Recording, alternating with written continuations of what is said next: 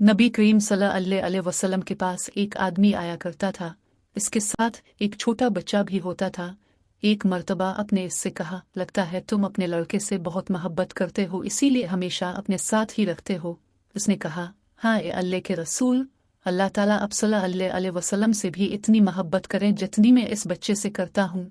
फिर ऐसा हुआ कि कुछ दिनों तक अब सल्लल्लाहु अलैहि वसल्लम ने इस बच्चे को आदमी के साथ नहीं देखा, तो अब सल्लल्लाहु अलैहि वसल्लम को तशवीश हुई। अपने इस आदमी से पूछा, क्या बात है, तुम्हारा लड़का आजकल नजर नहीं आ रहा है? इस सवाल पर उसकी इन्हों से आंसू जारी हो गए और जबान से एक लफ्ज भी अदा न हो सका।